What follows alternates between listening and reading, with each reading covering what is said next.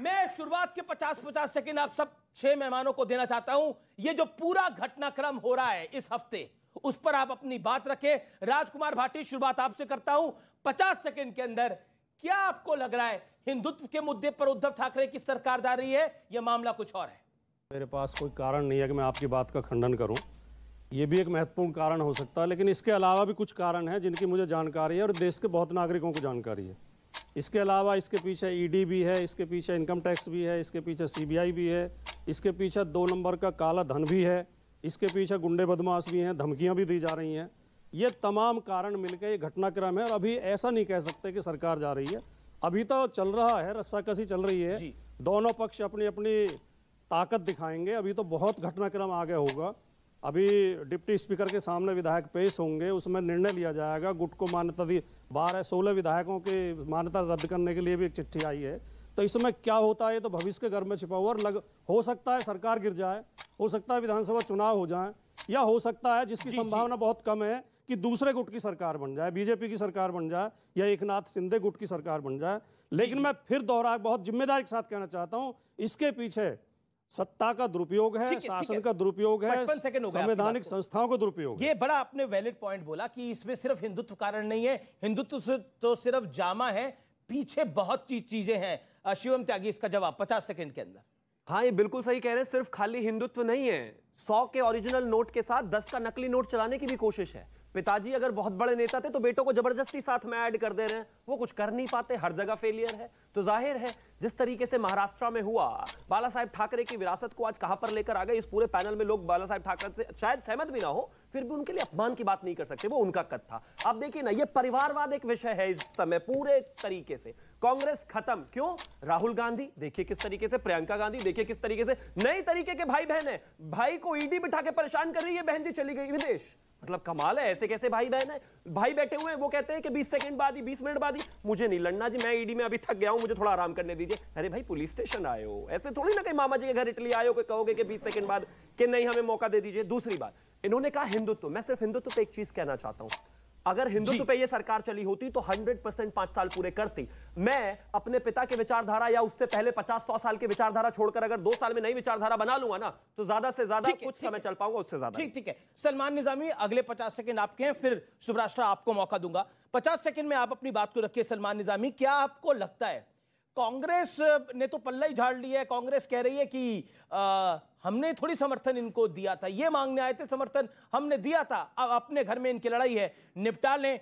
कल एकदम खबर आई कि महाराष्ट्र में प्रियंका गांधी पहुंच गई हैं, लेकिन बाद में जानकारी प्राप्त हुई, जो जयराम रमेश जी ने भी ट्वीट किया, वो ट्रांजिट फ्लाइट से कहीं विदेश जा रही थी। हालांकि वो गलतफहमी हो गई कि वो पूरे घटनाक्रम को निपटाने के लिए पहुंच गई है। 50 सेकंड आपके। देखिए, शिवसेना का अंदरूनी मामला है, लेकिन ये आज की बात नहीं है।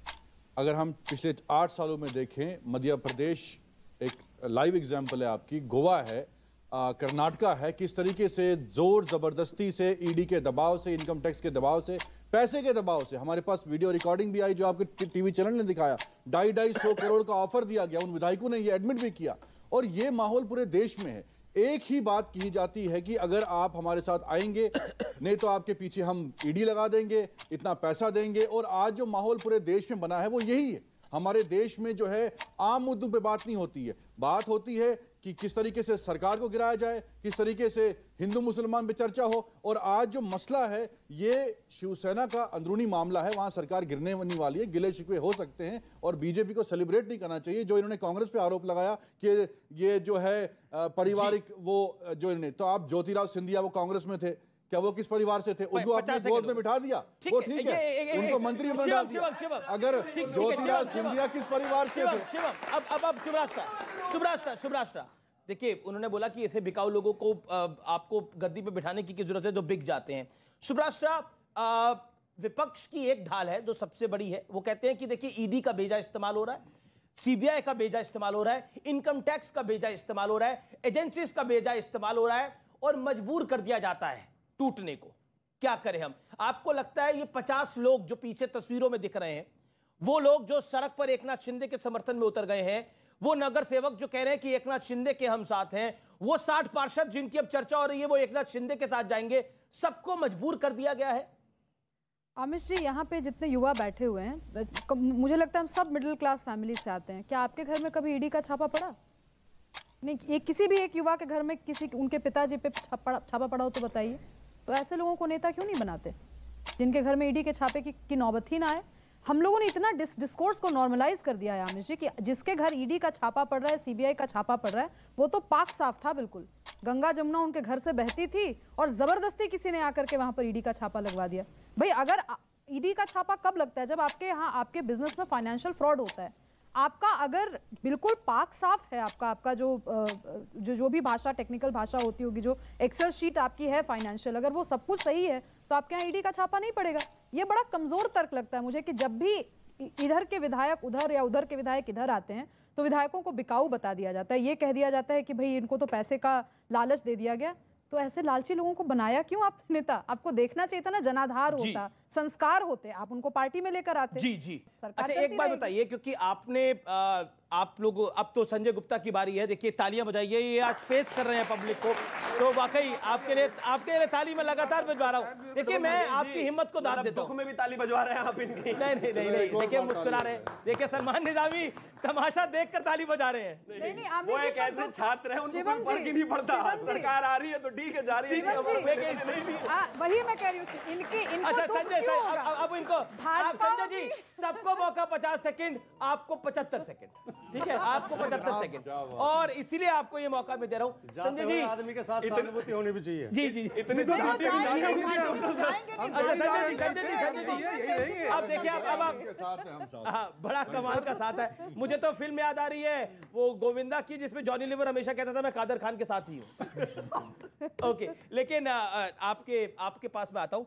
यहाँ पे कई सारी बातें हुई कि इन सब पे दबाव डाला गया है, ये सब पे ईडी का प्रेशर है, सीबीआई का प्रेशर है।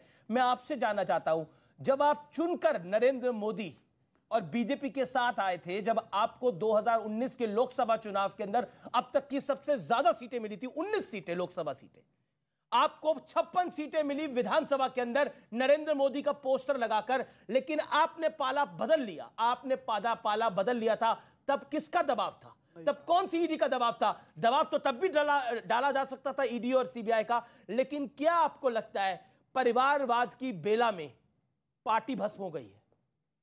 आपने थोड़ा सा एंगल चेंज कर दिया। शिवसेना तो हमेशा बाला साहब के नाम पे तैयारी लड़ती कुछ है। और करके आए हो? नहीं, मैं तैयारी वो भी है मेरी। शिवसेना तो हमेशा बाला साहब के नाम पर ही चुनाव लड़ी है और आगे भी बाला साहब के नाम पर ही लड़ेगी। लेकिन जो मुद्दा मेन है, एक नाथ शिंदे जो बात कह रहे हैं, उनके साथ जो विधायक जो बात कह रहे हैं हिंदुत्व की और अनदेखी की, तो इस बात पर मैं उनकी बात से सहमति व्यक्त करता हूं कि जो बात वो कह रहे हैं वो सही कह रहे हैं और इस पर पार्टी चीफ को गंभीरता से विचार करना चाहिए, क्योंकि हमारी पार्टी। मैं ये पूछना तो भूल गया, आप एक नाथ शिंदे वाली शिवसेना की तरफ हो या उद्धव और आदित्य वाली शिवसेना की तरफ? देखिए, नहीं, बड़ा स्मार्टली आपने प्ले करा। आप 1 to 1 करें, मेरे से कोई दिक्कत नहीं है। मुझे अनइंटरप्टेड समय नहीं चाहता मैं जी। एक नाथ शिंदे जो बात कह रहे हैं, उनके साथ विधायक जो बात कह रहे हैं, इसी बात को हमारी पार्टी के कई बड़े लीडरान पहले भी कहते रहे हैं। 2019 में जब सरकार बना रहे थे तब भी इस बात को कहा गया था, और इस बात को किसी छोटे मोटे नेता ने नहीं बल्कि मनोहर जोशी जी ने कहा था कि हमारा नेशनल अलायंस जो है वो बीजेपी है, कांग्रेस और एनसीपी नहीं है। और इसी बात को प्रताप सरनायक जी ने भी कहा था कि हमारा नेशनल अलायंस बीजेपी है, कांग्रेस एनसीपी नहीं है, हमें बीजेपी के साथ अपनी नजदीकियां बढ़ानी चाहिए। और आज अगर एक नाथ शिंदे इस बात को कह रहे हैं और उनके साथ कुछ विधायक कह रहे हैं, तो ऐसा है कि वो जो लोग हैं सिर्फ वो ही नहीं कह रहे हैं, और बहुत लोग हैं ऐसे जो इस बात को चाहते हैं। अच्छा, आप एक सेकंड, आप जो ये बात कर रहे हैं, एक सेकंड देखिए, सीरियस बात है। आप जो ये बात कह रहे हैं, आपके पीछे किसी का दबाव तो नहीं है? ईडी सीबीआई मेरे पास किसी का दबाव नहीं है, ना मेरे ऊपर किसी का दबाव है, और मैं सच बोलता हूं और सच ही बोलूंगा। मगर जो बात एक नाथ शिंदे आज कर रहे हैं और जो विधायक आज एक बात कर रहे हैं, ये गुजरात में जाकर क्यों कर रहे हैं, ये गुवाहाटी में जाकर क्यों कर रहे हैं? ये उद्धव जी के सामने बैठकर करें ना, उद्धव जी के सामने बैठ करके करें कि हम ये चाहते हैं, मनवाए अपनी बात को जी। क्यों नहीं पार्टी बाहर आएगी? बिल्कुल आएगी। पार्टी किन से होती है? सरकार किन से होती है? सरकार विधायकों से होती है, पार्टी विधायकों से नहीं होती। लेकिन पार्टी विधायकों से नहीं, पार्टी विधायकों से। ठीक है, एक सेकंड।